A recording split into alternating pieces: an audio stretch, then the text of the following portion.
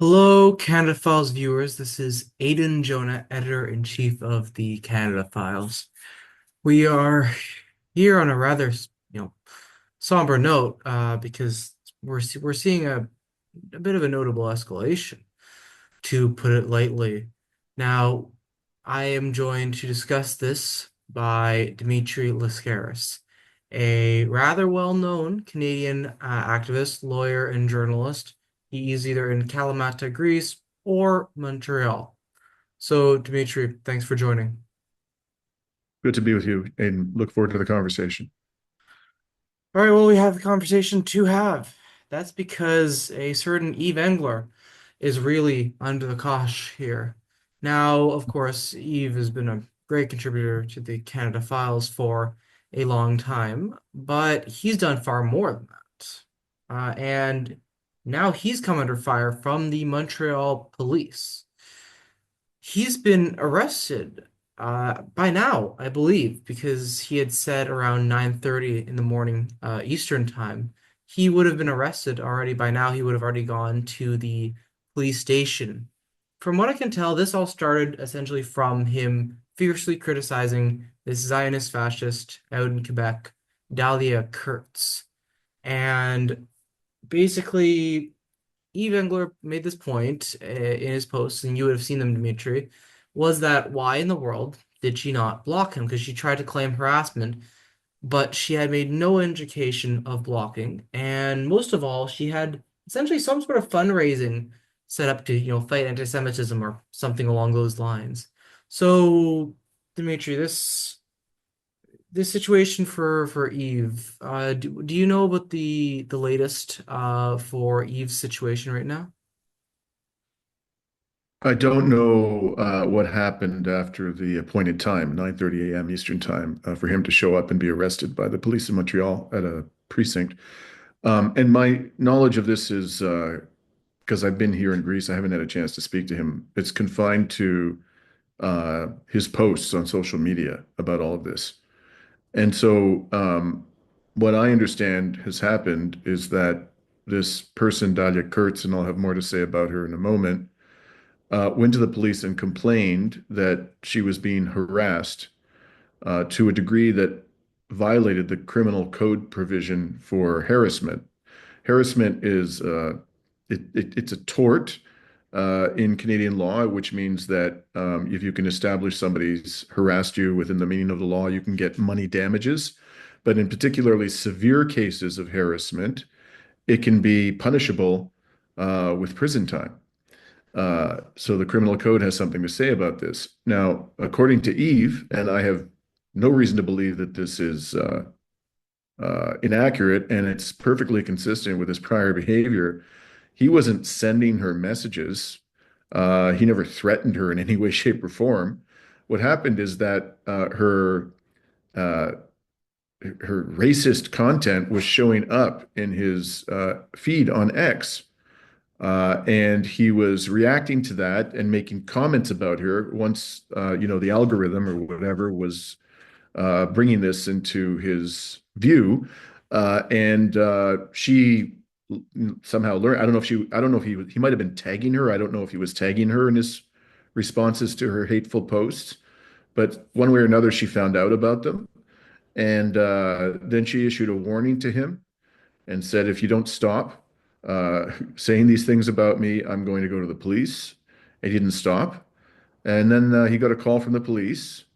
And the police said, you need to come down to the precinct because we are going to charge you with criminal harassment.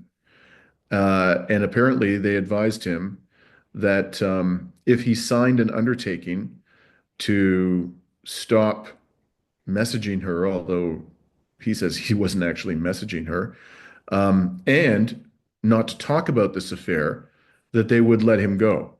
And the police, by the way, have been using this tactic quite a bit with Palestinian solidarity activists. They'll threaten them with some completely spurious criminal charge. So, for example, they did this to Charlotte Cates, the director of Samidoun. And as a condition of letting them go, they have to make certain undertakings in writing. So Charlotte, for example, had to undertake not to go to a protest in Vancouver, where she resided at the time, for a period of 6 months, any protest, whether it related to Palestine or not. And the way it works, Aiden, is that even if there's absolutely no basis whatsoever to the criminal charge, and the cops know this perfectly well, people will feel pressured to sign those undertakings like that, because if the police ultimately and the prosecutors pursue the charge, they've got to hire a lawyer. It can cost them a lot of money. It'll take up a significant amount of their time. It'll be very stressful. So rather than go through all of that in defending themselves from a spurious criminal charge, they just sign these undertakings. And the cops know this. This is how it works. So basically, they're trying to sign, in my view, based on what I know, they are trying to silence Eve based upon, because he's criticizing somebody who, in my opinion, is a genocidal racist. And I just want to say two other things about this. Um, I can confirm from my own experience what Eve said about her content. Okay. Over the past 13 months, I can't tell you how many times on my feed on X, I kept seeing posts from people that I don't follow, and I have zero interest in following them. And they are fanatical supporters of Israel and say the most ridiculous, absurd, and oftentimes hateful things about Palestinians.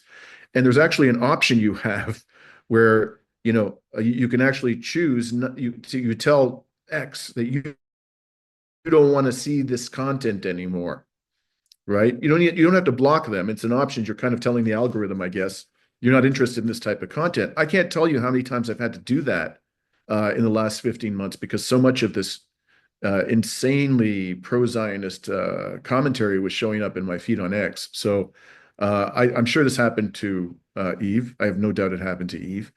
And the other thing I want to say is, I took a look at I've encountered content from Dahlia Kurtz before, and I too have commented on her a few times, very critically.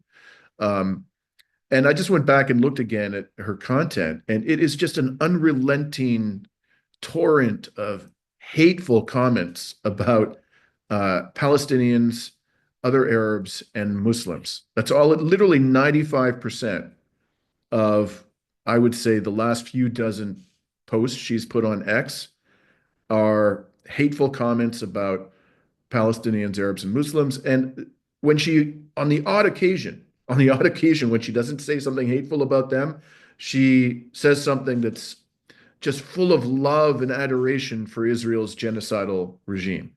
So that's all it is. That's all her X feed is. And she's got about 42,000 followers. So she's not an inconsequential voice on X. She has a significant following. I'm sure that that was part of the reason why Eve commented on her hateful screeds.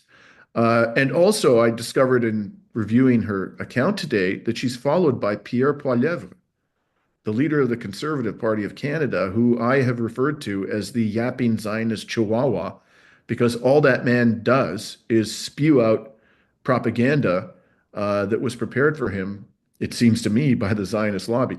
But the thought of the man who, at this point, is most likely to be the next Prime Minister of Canada, following this person who's nothing but a hate monger towards Arabs and Palestinians, that's deeply disturbing. And at the end of the day, Aiden, I think the cops have disgraced themselves, and I would be shocked. I'm not a criminal lawyer. I don't practice criminal law. I do other types of legal practice. But based on my understanding of the criminal law, I would be shocked if a prosecutor would take this matter to trial.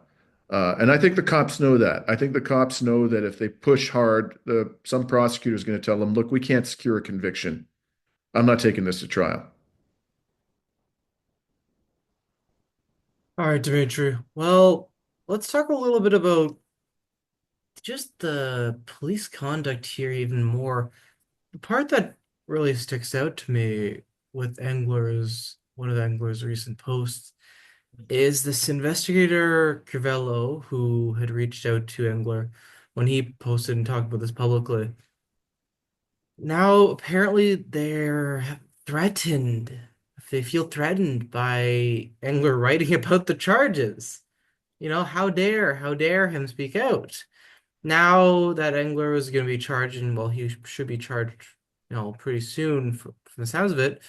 with intimidation, harassment, harassing communication, and interference. Now, also towards Crivello. So let's talk about this. This thin-skinned protectors of the Zionist consensus in this country, Dimitri. I mean, what do you think about this? Really, just I don't That know. blew my A mind. soft-bellied investigator. I don't Yeah, know. Weak knees. I've never seen that before. That really, I've seen this tactic of, trying to silence people who criticize Zionists or Israel. But I've never seen them threaten to bring criminal charges because somebody was criticizing a cop. And apparently, what happened was Eve or somebody else who supports Eve set up, one of those Action Network um, links, and there was a form letter in there which people could send to the email address of this officer, or perhaps it was to the Montreal police. And according to Eve's post about this, about 2,500 of these electronic letters were sent. This is, of course, a very common tactic that people employ in order to, uh, you know, uh, urge people who are in positions of authority to do something that they think ought to be done, or not to do something which they think shouldn't be done. This kind of tactic is used all the time. It's perfectly lawful. So after this investigator or this cop received, Cirillo or whatever their name is, received about 2,500 electronic letters, I think it's a female police officer communicated with Eve and said, "We're going to add a charge. The charge is that you're criminally harassing me, the police officer, by giving out my email address to your supporters and urging them to send letters condemning the cops' attempt to silence Eve." This is just completely mind-blowing, Aiden. You know, and I have to say, this is part of a larger pattern. I know, I mean, I feel it kind of feel like this, the noose is tightening around my own neck because people that I am close to and that I work with have all had things like this happen to them within the past 12 months. This happened to Tamara Lawrence. Tamara Lawrence went to Russia. It wasn't about Palestine. She went to Russia to attend a women's conference.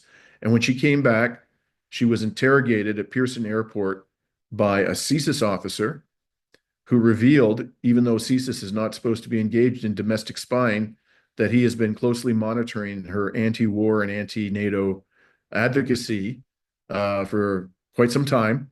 This happened to Professor Radhika Desai of the University of Manitoba and her partner, Alan Freeman, another professor.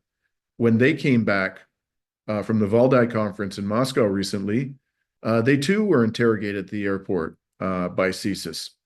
And this also has not happened. This was not the first time something like this happened to Eve. Eve, who is well known in Montreal and to the political elite for disrupting peacefully Montreal politicians after he ran into, I think it was Marc Garneau when he was the foreign minister in the street and began to pepper him with questions, but in a totally non-threatening way.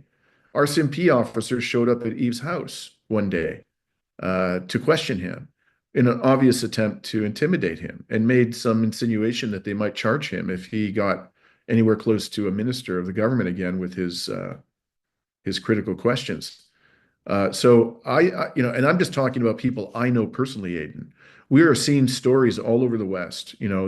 Ali Abunimah in Switzerland, Richard Medhurst with the Austrian cops and with the British police. This happened to Craig Murray, who I believe is a former British diplomat. He too was interrogated by the British police under this thing called the Terrorism Act of 2000. I could go on and on. So there is a huge crackdown. Of course, the most notorious case of all is Julian Assange, one of the greatest assaults on free speech and freedom of the press we've ever seen in the modern era. One of the most disgusting efforts to silence, a journalist of enormous stature, a UN Special Rapporteur expressed the opinion that, when he was in solitary confinement, he was effectively being tortured psychologically for doing journalism and heroic journalism at that. So we in the West are seeing what is, in my lifetime, an unprecedented and really fascistic crackdown on the press and on dissent, peaceful dissent. And I think people should be very concerned, whatever you may think about the Palestinian cause or the Ukraine war. Uh, if they can get away with this, uh, they may come after people who express, views that they don't like about any number of subjects. Maybe it has nothing to do with the Palestine or the Ukraine war.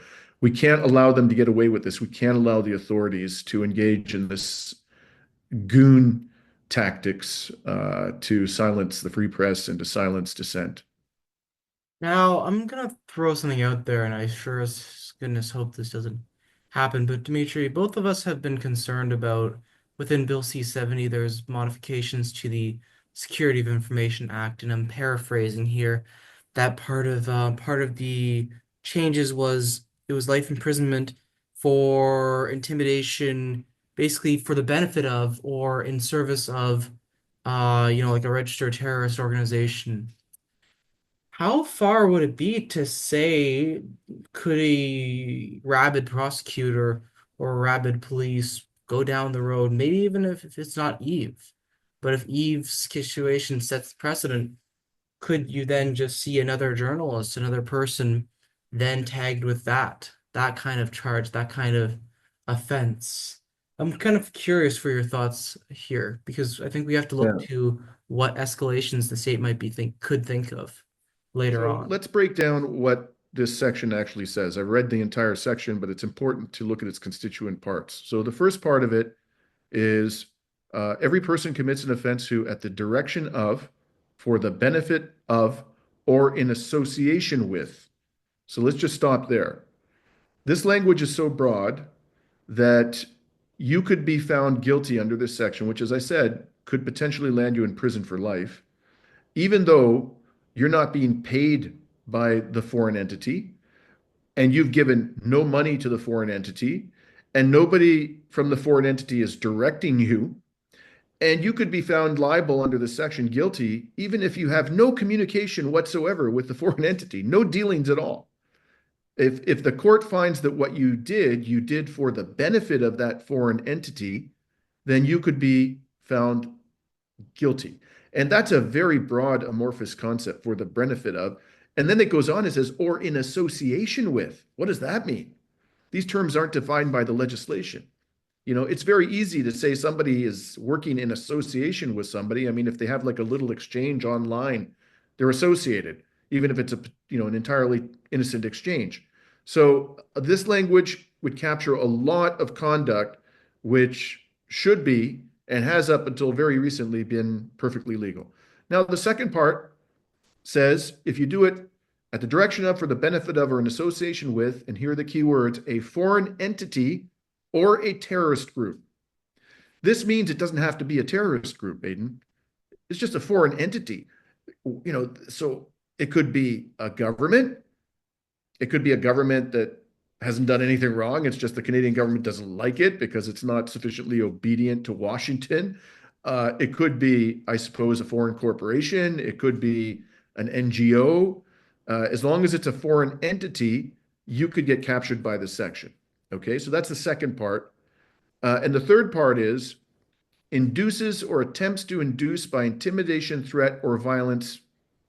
And let's stop there. There are already provisions in the criminal code and have been forever criminalizing threats of violence and violence. So you don't need this section to deal with that, but they've snuck in this word, intimidation. What does that mean?